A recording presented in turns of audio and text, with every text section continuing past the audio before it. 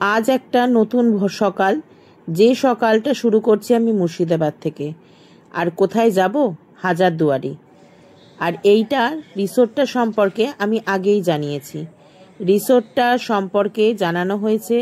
রিসোর্টটা নিয়ে যদি কারোর জিজ্ঞাসা থাকে অবশ্যই আমাকে কমেন্ট করতে পারেন, আমি জানাবো কিভাবে বুকিং করা হয়েছিল। এখানে আমরা এই ভিলাটায় ছিলাম। আর এটা কিন্তু এই জায়গাটা কিন্তু লোকে দেখতে আসে, সুতরাং থেকে এনজয় করে এই জায়গাটা এক্সপ্লোর করতেও পারেন। চলুন এবার তাহলে হাজারদুয়ারি ঘুরে আসা যাক। এই যে এই আমরা আমার সাথে সকালবেলা থেকে আমি দেখিয়ে যাচ্ছি। আর এই হচ্ছে সৌরভ, আর ওপাশে হচ্ছে গৌরব। গো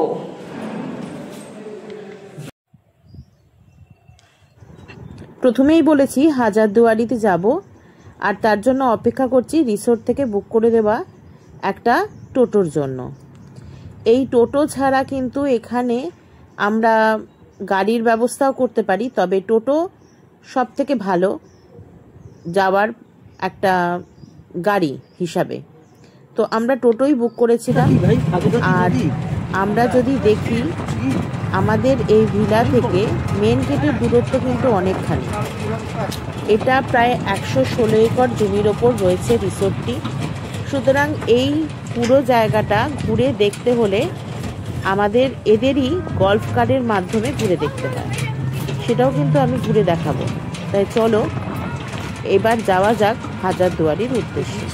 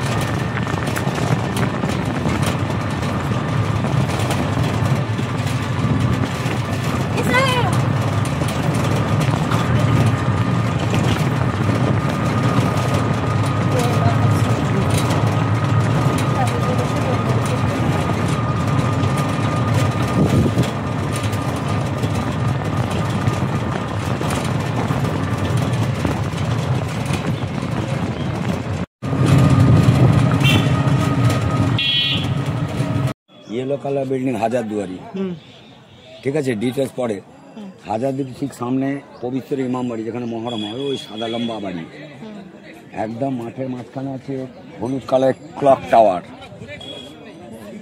সিরাজ মাঠের মাঝখানে বানিয়েছে পবিত্র মদিনাঘর, মক্কার মাটি এনে। সিরাজ দাদুকে ভালোবাসতো। হাজারদুয়ারি ঠিক সিঁড়ির পাশে দাদুর জন্য একটা মসজিদ বানিয়েছিল মৃত্যুর 1 বছর আগে। ওই মসজিদটা হলুদ মসজিদ, মসজিদ এখনো নামাজ আজান চালু আছে। এটা হাজারদুয়ারি। হাজারদুয়ারি পাশে মির্জাফরের ফ্যামিলির লোক এখনো বসবাস করছে। আজকে চলছে মির্জাফরের ফ্যামিলি 13 and 14 জেনারেশন। তার মানে হাজারদুয়ারিকে ছুঁয়ে ছুঁয়ে আজকের দিনে মির্জাফরের ফ্যামিলির লোক বাস করছে। কিন্তু মুর্শিদাবাদে সিরাজের কোনো বংশের লোক বেঁচে নাই। আর হাজারদুয়ারির সঙ্গে সিরাজের কোনো সম্পর্ক নাই। সিরাজ বানিয়েছে মদিনা, আসল মদিনা মক্কায়, মক্কা মদিনা। সেখানে গরিব মানুষ যেতে পারবে না বলে সিরাজদৌল্লা সিংহাসনে বসার পর দাদু আলিবর্দী খাঁয়ের হাত থেকে 1 মুঠ মক্কার মাটি আনিয়েছিলেন। সেই মাটিটা উনি রিসিভ করেন একটা সোনার বাস্কেটে। তারপর সিরাজ গঙ্গায় 3টে ডুব মারে। 5 ধার গঙ্গা আছে, গঙ্গায় ডুব মেরে মাথায় করে পবিত্র মক্কার মাটিটা এনে ওই সাদা ঘরটার মধ্যে রাখলেন। রেখে উনি গরিবের জন্য মদিনা বানালেন। ওটাই সিরাজের মদিনা। মদিনা তৈরির 1 বছর পর সিরাজদৌল্লাকে মারা হয়। তাকে মেরে 80 বছর পর হাজারদুয়ারি তৈরি হয়। হাজারদুয়ারির সঙ্গে সিরাজের কোনো সম্পর্ক নয়। হাজারদুয়ারি ছিল British court and British guest house. যেদিন আমাদের কলকাতা হাইকোর্ট চালু হয় সেদিন হাজারদুয়ারি কোর্টটা বন্ধ হয়ে যায়। Once upon a time, Hajarduari was the court of Bengal, Bihar, Odisha. when Kolkata High Court opened, it was closed. In 1985, Hazarduari was declared as a museum. আগে ছিল কোর্ট, বর্তমানে মিউজিয়াম। আর মিউজিয়াম দেখভাল করছে ASI archaeological survey of India. এই মুহূর্তে হাজারদুয়ারি মিউজিয়ামে total 8টা gallery, 8টা গ্যালারিতে 8 রকমের আইটেম। নবাবদের ফটো যে গ্যালারিতে সাজানো হয়েছে, লেখা আছে নবাব গ্যালারি। করুণার পর কোনটা সিরাজ, কোনটা মির্জাফর, কোনটা মীর কাসিম, প্রত্যেকটা নবাবের ফটোর তলায় নবাবের নামগুলো লিখে দিয়েছে বাংলা, হিন্দি, ইংলিশে। প্রত্যেকটা নবাবের ফটোর নিচে নাম লেখা হয়েছে। নবাবের অস্ত্রগুলো একটা গ্যালারি, লেখা আছে অস্ত্রাগার। নবাবের পালকি একটা গ্যালারি, লেখা আছে পালকি গ্যালারি। এইভাবে মিউজিয়ামে টোটাল 8টা গ্যালারি, 8টাতেই এসি চলছে। ভিতরে 3টে জিনিস নিষিদ্ধ করছে। নিষিদ্ধটা ভালো করে ক্যাসেট করো। এক, মিউজিয়ামের ভিতরে ঢুকে গেলে মোবাইলে কোনো জিনিসের ফটো তোলা নিষিদ্ধ। ভেতরে যতক্ষণ ইচ্ছা থাকা যাবে, এমার্জেন্সি ফোন আসলে রিসিভ করা মানা। মোবাইল সাইলেন্ট করে মিউজিয়ামের ভেতরটা দেখবেন, যতক্ষণ ইচ্ছা দেখবেন। মিউজিয়াম বিকাল 5টা পর্যন্ত খোলা আছে। যখন মিউজিয়াম দেখা শেষ হয়ে যাবে, বাইরে এসে এলাকায় ফটো উঠাবে। You can take picture outside, inside photo তোলা মানা। ভেতরে জল ছাড়া কোনো খাবার খাওয়া মানা। হাজারদুয়ারিতে বড় বড় সিংহাসন পাখি, 20 সেকেন্ড ঝাড়বাতি, আসল দরজা, নকল দরজা। আমরা একটা একটা করে বুঝি যে ডিস্টেন্সে, দূর থেকে। আমাদের দূর থেকে বোঝানোর পর সেই জিনিসের কাছে যাবেন। জিনিসের কাছে হাত দিয়ে ছুঁয়ে দেখা মানা। আমরা যেটা দূর থেকে বোঝাবো, সেটা আপনি বোঝানো হয়ে গেলে কাছে গিয়ে দেখবেন। আপনি আপনার ইচ্ছা মতো দেখবেন, দেখা শেষ হলে বাইরে আসবেন। নিয়মটা শোনা গেল, গাইড শুরু করে দেবেন। শোনা যাবে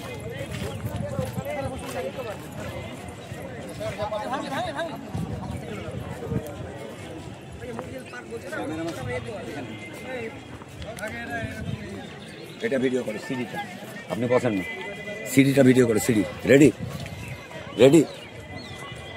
হাজারদুয়ারি ছিল কোর্ট। কোর্টের যিনি প্রথম জজ, তার নাম হুমায়ুন জাহ। হুমায়ুন জাহ হচ্ছে মির্জাফরের 5 পুরুষ। উনি যে ঘরে বসে মিটিংগুলো করে গেছেন, সেটা সিঁড়ির উপর 1st ফ্লোর। ওইখানে গাইড করা পুরোপুরি নিষিদ্ধ। ওটা গল্প শুনে ঘরের ভিতরে যাবেন। 1st ফ্লোর দরবার হল। দরবারের 3টে বৈশিষ্ট্য। এক, দরবার অটোমেটিক আলো হয়। ছাদে আছে কাঁচ, মাটি থেকে কাঁচের হাইট হচ্ছে 80 ফুট। দিনে ঢুকছে ঘরে সূর্যের আলো, রাতে ঢুকছে চাঁদের আলো, মেঘলা হলে বেশি আলো।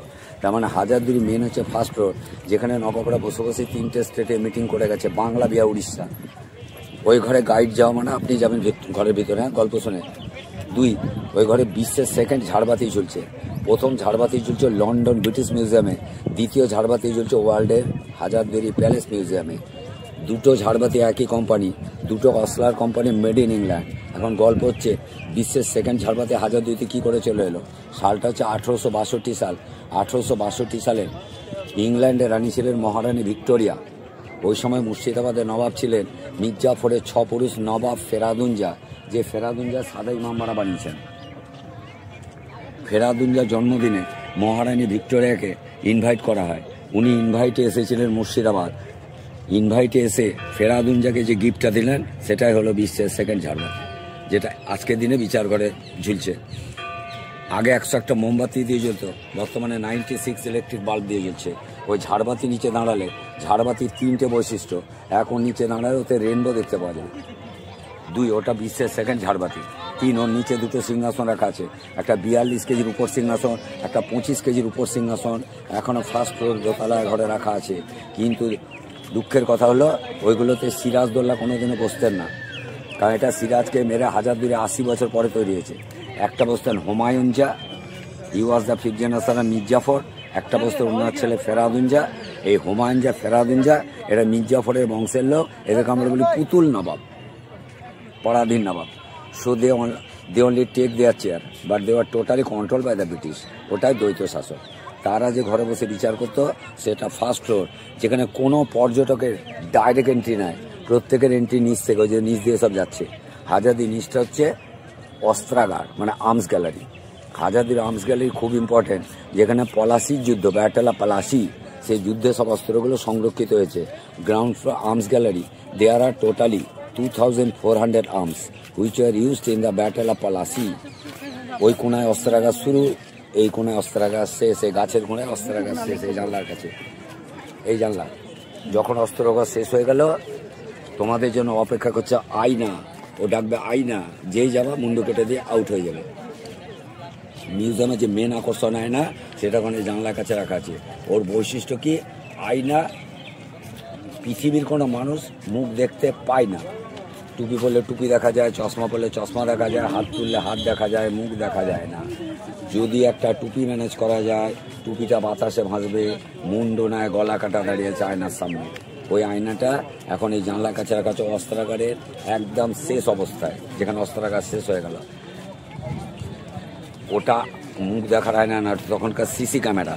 When the king take his chair in the first floor, he used to mirror left and right side to follow the people back side. পিছনে কোনো লোকজন ঘুরলে তখনকার দিনে নবাবরা সিংহাসনে বসে বসে আয়নায় ওই শত্রুদেরকে ফলো করত। নাম শুনলে? যখন নবাবরা জীবিত ছিল আয়না ছিল ফার্স্ট ফ্লোরে, নবাবরা মারা গেলে আয়নার ফার্স্ট ফ্লোরে কোনো দরকার নাই, তাই আয়না ফার্স্ট ফ্লোরে নয়, খালি সিংহাসন রাখা আছে, আয়না এখন এই জানলার কাছে রাখা আছে।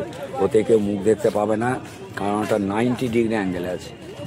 আয়না শেষ, অস্ত্র শেষ। কাঠের সিঁড়ি দিয়ে ফার্স্ট ফ্লোর দেখে আমাদের সিকিউরিটি গার্ড সিঁড়ির উপরে দাঁড়িয়ে আছে এক্সিট গেটে, ওটা বিচার ঘরে গেটের সামনে দাঁড়িয়ে আছে।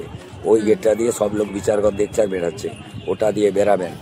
আমি আপনাকে বুঝাতে চাইছি, আজকের ডেটে আপনি কমপ্লিট করে যে গেটটা দিয়ে বেরাবেন সেটা সি উপর ফার্স্ট ফ্লোর। ওই গেটটাকে, ওই দেখেন লোক বেরাচ্ছে, ওই গেটটাকে আপনি 1 নম্বর দেন, নাম্বার মনে মনে 1 নম্বর। ঠিক তার পাশেরটা 2 নম্বর গেটটা নকল গেট, 3 নম্বর গেটটা বিচার ঘরের গেট। বিচার ঘরের ঠিক সামনে আমাদের 3টে ফটোগ্রাফার দাঁড়িয়ে আছে। ওরা কাস্টমার বেরালে ওদেরকে জিজ্ঞেস করবে কেউ ফটো তুলবে কি। গাইড শুরু হয়ে গেল। যখন হাজারদির চালু কোর্ট, তখন নবাবরা সকাল 9টা 9:30 হোমাঞ্জা সিঁড়ি দিয়ে বিচার ঘরে যেত। উনি সেজে কুজে যেতেন রাজকীয় পোশাক পরে, সঙ্গে যেত VIP British agent, British governor. তখন সিঁড়ির বাঁ হাতে একটা কামান, ডান হাতে একটা কামান। এই কামানগুলো তখনকার দিনে নবাবদেরকে তোপধ্বনি দিয়ে গান স্যালুট জানানো হতো। কামানগুলো সিস্টেম ছিল মুখ দিয়ে বারুদের বল ভরে গোলাটাকে আসমানে ছেড়ে জাস্ট একটা আওয়াজ করে নবাবদেরকে তোপধ্বনি দিয়ে অভিনন্দন জানাতো, স্বাগতম। ওগুলো তখনকার ডেটে সালামে কামান, যুদ্ধের কামান না। ক্যামেরাম্যান একটু দিকে, আপনি কাছে আছেন।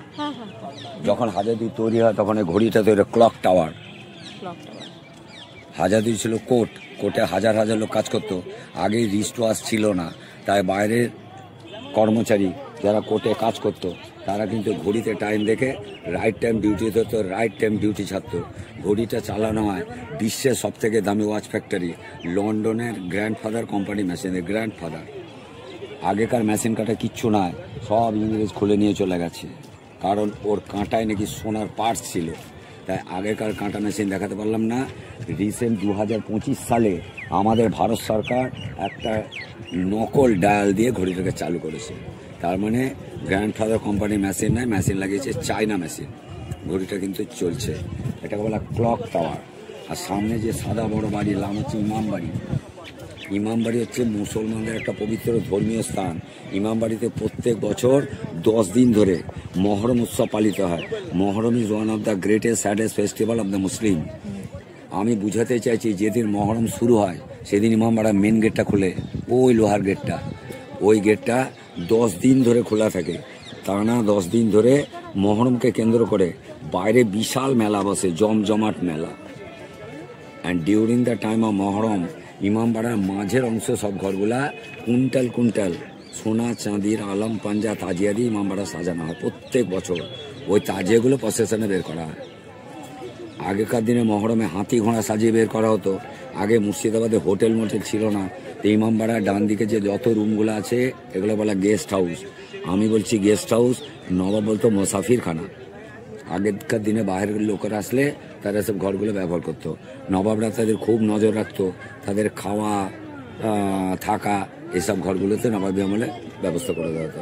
এখন একটা পরিষ্কার কথা জানিয়ে রাখি, এখন ইমামবাড়া সেন্ট্রাল গভর্নমেন্টের হাতে। খালি মাঝখানে মহরম উৎসব পালিত হয়। ডান দিক গেস্ট হাউস সিল করেও রেখেছে, বাঁ দিক গেস্ট হাউস সিল করা আছে। টোটাল ইমামবাড়াটা মাঝের অংশে আজকের ডেটে মহরমটা হয়। আর টোটাল ইমামবাড়াটা লম্বা আছে 209 মিটার। এটা হচ্ছে এশিয়ার দীর্ঘতম ইমামবাড়া। আগে ছিল চন্দন কাঠের ইমামবাড়া, যেটা বানিয়েছিল নবাব সিরাজউদ্দৌলা, যেটা 1846-এ কোনো কারণে আগুন লেগে যায়। একটু পরে জানিয়ে দিব চন্দন কাঠের ইমামবাড়া কী করে আগুন লেগে গেল, ঠিক আছে? এটা পরে তৈরি হয়, এটা তৈরি হয় 1848-এ। স্টপ, আবার 2 মিনিট পর। ওটার নাম হচ্ছে হিরাঝিল প্যালেস। যেটাকে রবার্ট ক্লে বলেছিল সেকেন্ড তাজমহল। কোনো বিদেশি ঐতিহাসিক বলেছিল এত বিশাল বাড়ি, এখানে ইচ্ছা হলে ইংল্যান্ডের 3টে পার্লামেন্ট বসতে পারবে। সেই সুন্দর হিরাজিল প্যালেসটা সিরাজদৌল্লা যুদ্ধে হেরে গেলে ইংরেজ ওটাকে লুট করে কামান দিয়ে ভেঙে সব মালপত্র নিয়ে চলে গেছে। সিরাজের কিছু বেঁচে গেল তো খালি মদিনাটাই রয়ে গেল। মদিনা ছাড়া কিন্তু আজকের ডেটে মুর্শিদাবাদ তথা ভারতবর্ষের কোথাও সিরাজের কোনো স্মৃতি চিহ্ন খুঁজে পাওয়া যাচ্ছে না। সিরাজের স্মৃতি মদিনা ঘর, যার ইম্পর্টেন্স হচ্ছে সিরাজের মদিনা প্রত্যেক বৃহস্পতিবার আর গুরুবার সকাল থেকে সন্ধ্যা হিন্দু মুসলিম সবার জন্য খোলা থাকে। এখানে লোকে এসে ধূপবাতি জ্বালায়, যেমন দরগা বা মাজার। তাই সিরাজের মদিনা ইম্পর্টেন্স হচ্ছে ও বৃহস্পতিবারে খোলা থাকে, আর মহরমের 10 দিন খোলা থাকে। কামেরা মাঝখানে মহরম হলে ওই লোহার গেটটা খোলে, ওটা মেন গেট ইমামবাড়া। ওই গেটের পরে একটা লোহা কাঁচের গেট, ওটা মদিনা গেট। এই পয়েন্টটা দোতলা হাজারদুয়ারি বিচার ঘর। নবাবরা সিংহাসনে বসার আগে মদিনা প্রণাম করে সিংহাসনে বসত। হাজারদুয়ারি বড় বৈশিষ্ট্য সিংহাসনে মদিনা নাক বরাবর, মদিনা মাথায় পিতলে কলস লাগানো আছে। আর মদিনা ঘরে রাখা আছে ইরান থেকে এনে ইমাম হোসেন হাসানের হাতের পায়ের নকল ছাপ।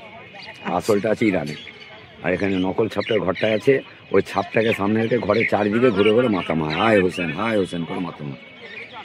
আর ডান দিকে গেস্ট হাউস, বাঁ দিকে গেস্ট হাউস। এটা বাচ্চা বলি কামান। এর নাম কি করে বাচ্চা বলি, তার পিছনে একটা কাহিনী আছে। কাহিনীটা আমি এক জায়গায় দাঁড়িয়ে বুঝিয়ে দিচ্ছি। এটাই সেই বাচ্চা বলি কামান। রেডি? ওই ইমামবাড়া ওটা আগে চন্দন কাঠে ছিল, কি করে আগুন লাগলে সেটা বুঝাচ্ছি। মুর্শিদাবাদে 2টো বড় মাপের ফেস্টিভ্যাল হয়। একটা হচ্ছে মহরম উপলক্ষে 10 দিন ধরে মেলা, একটা একদিনে একটা নদীতে কলার ভেলা করে উৎসব হয়, ওটার নাম হচ্ছে বেড়া উৎসব, মানে গঙ্গা পূজা। ওই বেড়া উৎসবটা ওই কোনা থেকে। বেড়া উৎসবে উদ্যোক্তা হচ্ছে বাংলার প্রথম স্বাধীনতা মুর্শিদ কুলি খাঁ। উনি নদীতে বড় ফ্লাড হতো প্রত্যেক বছর, ওই জন্য নদীর যে জলদেবতা তাকে প্লিজ করার জন্য উনি নদীতে একটু সাইডে, আমাদের কাছে নাই, একটু সাইডে দিলেন। উনি প্রত্যেক বছর জলদেবতাকে খুশ করার জন্য কলার ভেলা করে পুজো দিতেন। আর নবাবের উৎসব মানে বড় উৎসব, সেটা আজকের ডেটে হয়। টাইমটা হচ্ছে ভাদর মাসের শেষ বৃহস্পতিবার। নবাবী আমলে ওই বেড়া উৎসবে বড় বড় 7টা সোনার প্রদীপ দিয়ে পুজো দেওয়া হতো। এখন সেটা 3টে সোনার প্রদীপ দিয়ে পুজো দেওয়া হয়। ওই উৎসবটা ওই ইমামবাড়ার ঠিক কোনা থেকে গঙ্গা আছে। আর ওই উৎসবে বড় বড় পটাকা ছাড়া হয় আজকের ডেটে। এবার নবাবী আমলে পটাকা তো আরো বড় বড় ছিল। এখন সেই উৎসবটা নবাবরা করে না, এখন করে গভর্নমেন্ট অফ ওয়েস্ট বেঙ্গল থেকে। আর নবাবরা যখন করতো তখন ওই পটাকার আগুন এসে চন্দন কাঠে ইমামবাড়া পড়ে যায়। সেই সময় তখন ওটা পুড়ে ছাই হয়ে যায়। ওটা যখন পুড়ে যায় এটা পরে তৈরি হয়। এটা তৈরি হয় 1848-এ, আর চন্দন কাঠিটা পুড়ে যায় 1846-এ। ক্লিয়ার? এর নাম কেন বাচ্চা বলে একটা কাহিনী আছে। হাজারদুয়ারি বিল্ডিংটা গঙ্গা সাদা বালি দিয়ে তৈরি, কারণ হাজারদুয়ারির পাশে গঙ্গা। সেই সময় গঙ্গার বালি কাটতে কাটতে এই বড় কামানটাকে নবাবী আমলে জলের তলায় পাওয়া যায়। জল থেকে তুলে নবাবদের ইচ্ছা হয় কামানটা আসল কি নকল একবার যাচাই করা। আসল নকল যাচাই করতে 18 কেজি বারুদ লাগে। কামান থেকে ভয়াবহ একটা শব্দ হয়, ওর শব্দের তীব্রতা এত ভয়াবহ কি ওর আওয়াজে 3000 প্রেগন্যান্ট মিসক্যারেজ হয়ে যায়। গর্ভবতী মহিলাতে গর্ভপাত হয়ে যায়। তখন নবাবরা ভয় পেয়ে সিল করে নাম দেয় বাচ্চা বলি তোবা বাচ্চা বলে কামান। কেন্দ্র সরকার কামানটাকে ওজন করেছে, কামানের ওজন হচ্ছে 6500 কেজি। ক্যামেরাম্যান ক্যামেরাটাকে সিঁড়ির দিকে করো। সিঁড়ির উপরে যে বড় ঝাড়বাতিওয়ালা ঘর, ওটাই রাজদরবার, যেখানে নবাব হুমায়ুন যা ফেরাউদ্দিন যা বসে বসে মিটিং করে গেছে। ওই ঘরে গাইড যাবেন, ওই ঘরে আপনি যেতে পারবেন। ওই ঘরটা গাইড করা মানা, ডাইরেক্ট এন্ট্রির নিচ দিয়ে। এবার নবাবরা যখন ডাইরেক্ট এন্ট্রি হতো ওই ঘরে, তখন বাঁ দিকে একটা তোপ, ডান দিকে একটা তোপ। এই তোপগুলো সিঁড়ির দুপাশ থেকে তাদেরকে তোপধ্বনি জানা হতো। তারা যখন ঘরে বসে মিটিং করতো, তাদেরকে কেউ অ্যাটাক করে দিয়ে বাঁ দিক দিয়ে আসবে, ধরা পড়ে যাবে। বিচার ঘরে সিঁড়ির উপরে একটা নকল গেট দেওয়া আছে, বাঁ দিকে একটা, ডান দিকে নকল গেট দেওয়া আছে। ওই নকল গেট আছে হলুদবাড়ি হাজারদুয়ারিতে 100টা। ওরা চারিদিকে লুকিয়ে চুপিয়ে আছে। আমরা দেখালে লোকে দেখতে পেয়েছে না, তো নকল গেট না দিকে চলে আছে। তার মানে 1000খানা গেট রিয়াল 900, ফেক 100। নাম হলো হাজারদুয়ারি। আগে ছিল কোর্ট, বর্তমানে মিউজিয়াম।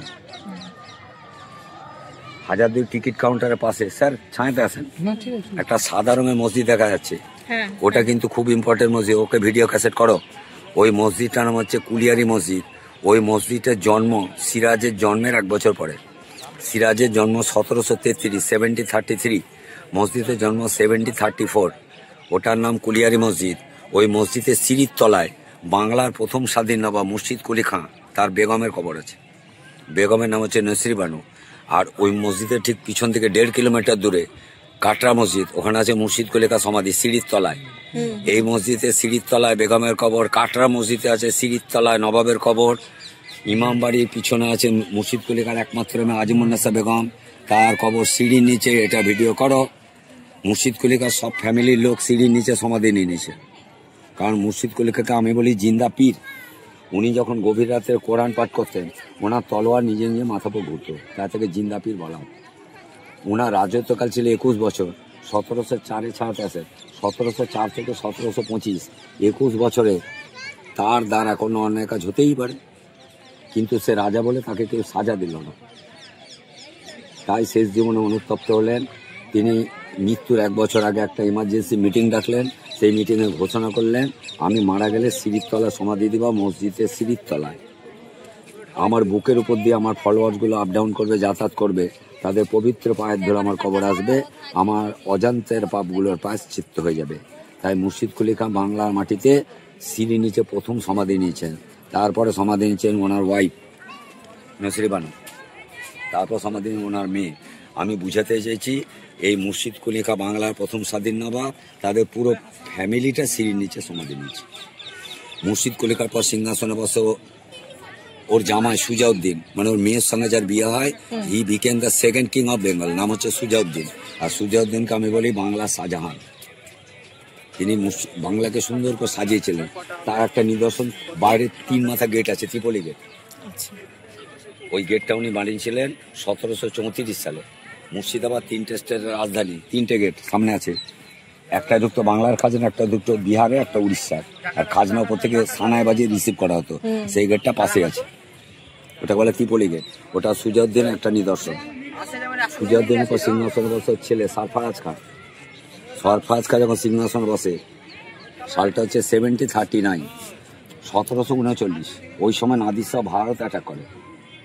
আর ওই সময় বাংলার নবাব হচ্ছে সরফরাজ খাঁ, আর বিহারের নবাব হচ্ছে আলিবর্দী খাঁ, সিরাজের দাদু। সরফরাজ খাঁকে আলিবর্দী খাঁ কি করে, একটা নামমাত্র যুদ্ধ বাঁধিয়ে দেয়, দিয়ে ওকে হত্যা করে বাংলা দখল করে। ওই যুদ্ধটার নাম হচ্ছে গিরিয়ার যুদ্ধ। গিরিয়া হচ্ছে জঙ্গিপুরের পাশে। মোট কথা, মুর্শিদ কুলি খাঁর নাতিকে মেরে সিরাজের দাদু বাংলা সিংহাসনে বসে গেল। ক্লিয়ার হলো? তারপর সিরাজের দাদু যখন বুড়ো হয়ে গেল, সিরাজ সিংহাসনে বসে গেল। তাহলে মুর্শিদ কুলি খাঁর নাতিকে মেরে আলিবর্দী নবাব হলো, আলিবর্দী নাতিকে মেরে মির্জাফর নবাব হলো, সিরাজউদ্দৌলাকে মেরে। মুর্শিদ কুলি খান অনুসারেই তো এই জায়গা মুর্শিদাবাদ। হ্যাঁ, মুর্শিদ কুলি খাঁ নাম থেকে জেলা না মুর্শিদাবাদ। আমি কি বুঝাতে চাই, আমি বলছি মুর্শিদ কুলি খাঁ নাতিকে মেরে আলিবর্দী খাঁ সিংহাসন দখল করলো, আর আলিবর্দী নাতিকে মেরে মির্জাফর সিংহাসন দখল করলো বাংলা। আর মির্জাফর থেকে শুরু হয়ে গেল পনাদি নবাবের রাজত্ব। ক্লিয়ার? গোটা মদিনা। যখন হাজারি চালু কোর্ট, তখন কোর্টটা পার্সি ভাষায় চালু ছিল। এই কোর্টের চালু ভাষা ছিল পার্সি। পরে পার্সির সঙ্গে ইংলিশে একটা বিরোধ লাগে, এটা বাংলায় ভাষা আন্দোলন। ভাষা আন্দোলনে পার্সি ইংলিশের কাছে পরাজিত হয়। তারপরে ইন্ডিয়া সবকটি ইংলিশ চালু হয়। এটা একটা পয়েন্ট আমি বুঝাতে চেয়েছি। When Hazarduari was running court, Parsi was the running language of British court. Hazarduari British court, মাথায় ইস্ট ইন্ডিয়া কোম্পানির লোগো দেওয়া আছে। ওই লোগোর রাইট সাইড আছে ইউনিকর্ন। ওর কোমরে মোটা চেন, ঘোড়ার কোমরে চেন হলো পরাধীনতার প্রতীক। তার মানে সিরাজের পর যারা নবাবি করলো, ওদের কম মোটা শক্ত চেন দিয়ে বেঁধে দিয়েছে। আর বাঁ দিকে যে ছাড়া সিং, ওটা হচ্ছে ইংরেজদের প্রতীক। নবাব পরাধীন, ইংরেজ স্বাধীন।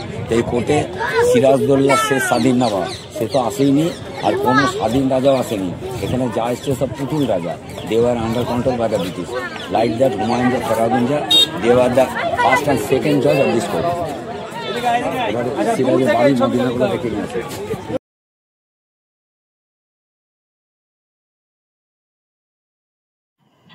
আমাদের গাইড ছিলেন কামাল বাবু। উনি খুব ভালো করে বোঝাচ্ছিলেন, এবং আমরা যদি গাইড না নিয়ে ভিতরে যেতাম বা ঘুরতাম, তাহলে হয়তো আমরা অনেক কিছু জানতে পারতাম না। তো ভালোই লাগলো। একটা খুব প্রাচীনতম মসজিদ আমরা লক্ষ্য করছি, ওটার নাম হচ্ছে চাঁদনি চক মসজিদ। চাঁদনি চক মসজিদের সামনে সিরাজের সময় বসতো চাঁদনি চক মার্কেট। তার মানে ইন্ডিয়ার সব থেকে বড় মার্কেটটা সিরাজের সময় ওই জায়গাতে বসতো। ভারতের সব থেকে বড় বাজার, যেখানে নাকি কিতো দাসদাসী পর্যন্ত বেচা কেনা করা হতো। আর ওই মসজিদটা এই কারণে ঐতিহাসিক যে ওই সিরাজকে মির্জাফরের বাড়িতে মেরে এই রাস্তা দিয়ে হাতির পিঠে করে এনে প্রথম ডব ফেলেছিল সিরাজের ডেড বডি মসজিদের সামনে। ওটা বাজার, তো বাজারে হাজার হাজার লোক, ঠিক আছে, মানে লোককে দেখাতে চাইলো ব্রিটিশ যে সিরাজকে এভাবে মারলাম, যদি তোমরা বেশি আমার পিছনে লেগেছে তোমাদের এরকম হাল হবে, চমক দেওয়ার জন্য। তারপর ওখান থেকে সিরাজের মা আমিনা বেগম সিরাজের ক্ষতবিক্ষত দেহটা বস্তায় প্যাকিং করে হাজারদুয়ারির পিছন দিকে গঙ্গার ওপারে সমাধি করে। খোশবাগের ভালো নাম খুশবু বাগ, ফুলবাগানে কবর। ওটা দেখাশোনা করছে এএসআই, হাজারদুয়ারি দেখাশোনা করছে এএসআই। খোশবাগে আছে বাংলার শেষ স্বাধীন নবাবের সমাধি, শেষ স্বাধীন নবাবের নাম হচ্ছে সিরাজউদ্দৌলা। ওখানে উনি একা নাই, ওনার গোটা ফ্যামিলি। খোশবাগে মোট 34 জনের সমাধি আছে। মুর্শিদাবাদে সিরাজের নিদর্শন হচ্ছে মদিনা। তুমি সাইডে যা, ভিডিও হচ্ছে। সিরাজের নিদর্শন হচ্ছে মদিনা। মদিনা একটা স্টোরি বলেছে, দ্বিতীয় স্টোরিটা আরো ভালো। সিরাজের মায়ের নাম হচ্ছে আমিনা বেগম। উনি উপরওয়ালাকে দোয়া করেছিলেন, আমার ছেলে নবাব হলে একটা ছোট্ট মদিনা বানাবো। যখন সিরাজদৌল্লা সিংহাসনে বসেন তার মায়ের খুব আনন্দ হয়, তিনি এখানে দাঁড়িয়ে সিরাজের মাধ্যমে মাঠে সিরাজকে দিয়ে মদিনা তৈরি করালেন। আর মদিনা তৈরি করার দিন একটা ভালো খুশ খবর ছিল, যারা যারা এসেছিল বড় বড় একটা করে লাড্ডু দেওয়া হয়েছিল হাতে। ওই দিন যদি তোমরা 3 জন আসতে 3টা লাড্ডু নিয়ে বাড়ি যেত। মদিনা তৈরি শেষ, 1 বছর পর সিরাজদৌল্লাকে মেরে দেওয়া হয়। তাকে মেরে 80 বছর পর হাজারদুয়ারি তৈরি হয়। সিরাজদৌল্লা মদিনা বানা গরিবের জন্য। সিরাজ দাদুকে খুব ভালোবাসতো, দাদুর জন্য জুম করে দাদুর জন্য একটা মসজিদ বানিয়েছে ইয়েলো কালারের। ওটা ইয়েলো মসজিদ, যেটা টিভিতে বা পেপারে দিচ্ছে। ইয়েলো হচ্ছে সিরাজের ফেভারিট কালার। ওটা সিরাজদৌল্লা বানিয়েছিল তার দাদু আলিবর্দী খান নামাজ পড়ার জন্য। তার দাদুর মসজিদটা আছে, কিন্তু তার দাদুর প্যালেসটা নাই। তার দাদুর প্যালেসটা ছিল মসজিদের কাছাকাছি, যেটাকে ভেঙে হাজারদুয়ারি তৈরি হয়েছে। এটা তোমার পয়েন্ট। দাদুর মসজিদটা আছে, দাদুর প্যালেসটা নাই, যেটাকে ভেঙে হাজারদুয়ারি তৈরি করেছে ব্রিটিশ। দাদুর প্যালেসটার নাম ছিল শীষ মহল। মসজিদ আছে, শীষ মহল নাই, যার উপরে হাজারদুয়ারি তৈরি। তার মানে সিরাজের ছোটবেলায় থাকার যে প্যালেস, ওটা ইংরেজ ভেঙে দিয়েছে, শীষ মহল। আর সিরাজ ছোটবেলায় মাঠে খেলাধুলা করতো। তার খেলা ছিল 2টা, একটা ঘোড়ার পিঠে চাপা, একটা তলোয়ার চালানো। সিরাজ তখন যে তলোয়ার চালানো 1 নম্বর ছিল, তার তলোয়ার চালানো গল্প শোনো। সিরাজ যখন নবাব, তখন বাংলায় চলছে মারাঠাদের অ্যাটাক। মারাঠা মানে মারাঠা গুন্ডা, এদেরকে অনেকে বলে বর্গীদের যে হেড তার নাম হচ্ছে ভাস্কর পণ্ডিত। সিরাজদৌল্লা আলিবর্দী খাঁ ভাস্কর পণ্ডিতকে এদিকে ম্যাম বর্ধমানে দুদিক থেকে ঘিরে হত্যা করে। সিরাজদৌল্লা আলিবর্দী খাঁ দুজন মিলে ভাস্কর পণ্ডিতকে বর্ধমানে গোবরদাতে হত্যা করে। আমি বুঝাতে চেয়েছি, বর্গীদের যে হেড তার নাম ভাস্কর পণ্ডিত, তাকে আলিবর্দী খাঁ মার্ডার করে সিরাজকে সঙ্গে নিয়ে গিয়ে। তাহলে বাংলাকে মারাঠা হাত থেকে যে বাঁচালো তার নাম সিরাজউদ্দৌলা। তারপর থেকে মারাঠা অ্যাটাক বাংলায় পুরোপুরি বন্ধ হয়ে গেছে। আর গরিবের জন্য মদিনা বানালো, দাদুর জন্য মসজিদ বানালো, দেশের জন্য লড়ার চেষ্টা করলো, লড়াই হলো না। ওটা ছিল একটা নাটক, পলাশির যুদ্ধটা ছিল একটা নাটক, ওটা যুদ্ধ না। তার মানে সিরাজকে যে কোনোভাবে হটিয়ে অন্য একটা রাজা বানাতে হবে। এই গেমটা খেলছিল ওদের জগৎ শেঠ। সিরাজকে হঠাৎ বিশাল বড় ব্যাংকার, ঠিক আছে, এই জগৎ শেঠ চেয়েছিল সিরাজকে হটিয়ে অন্য কাউকে রাজা করবে। কিন্তু জগৎ শেঠও যদি বলেন, কিন্তু ঘসেটি বেগমেরও কম পার্ট ছিল না তো। আমি বলে দিই, অনেকে ছিল জড়িত। মেন হচ্ছে জগৎ শেঠ, তারপরে ছিল নদিয়া রাজা কৃষ্ণচন্দ্র, বর্ধমানের রাজা গোপাল চন্দ্র, আমাদের বড়নগরের রানী ভবানী, তারপর ছিল আমাদের কাশিম বাজারের রাজা নন্দকুমার। এরা সব প্যাক্ট হয়ে গেছে। মোট কথা সিরাজ চলবে না। এদের যে হেড তার নাম হচ্ছে উমিচাঁদ হচ্ছে জগৎ শেঠ, ঠিক আছে। দিয়ে সিরাজদৌল্লা যখন পলাশির মাঠে গেল, সিরাজের যে কমান্ডার গুলো তোমার মতো স্যারের মতো দাঁড়িয়েছিল, কমান্ডার গুলো। তার মানে পলাশির মাঠে যারা কমান্ডার, তা থেকে ঐতিহাসিক কমান্ডার বলেনি, বলছে মীর মানে কমান্ডার। মুঘল শাসনে ব্রিটিশ শাসনে কমান্ডার, মুঘল মীর, ব্রিটিশ শাসনে তারাই কমান্ডার। মীর মানে কমান্ডার, যেমন মীর কাসিম, মীর জুমলা, মীর বক্সি। তাহলে মীর মানে কমান্ডার যদি হয়, জাফর মানে সোলজার, তাহলে মীর জাফর মানে কমান্ডার অফ দ্য সোলজার। ওটা ওনার নাম না, টাইটেল। আমি কিছু বললাম, মীর জাফর নাম না, টাইটেল। মীর মানে কমান্ডার, জাফর মানে soldier. He was commander of the soldier, it was his title, his name was Jafar Ali Khan. Clear? আর জগৎ সেটও নাম না, জগৎ সেটও টাইটেল। নবাবদের ব্যাংকারদেরকে জগৎ সেট বলা হতো। আর সিরাজের সময় যে জগৎ সেট, তার নাম হচ্ছে উমি চাঁদ। স্টপ। এবার মদিনা ভিতর নিয়ে যাচ্ছি। মদিনা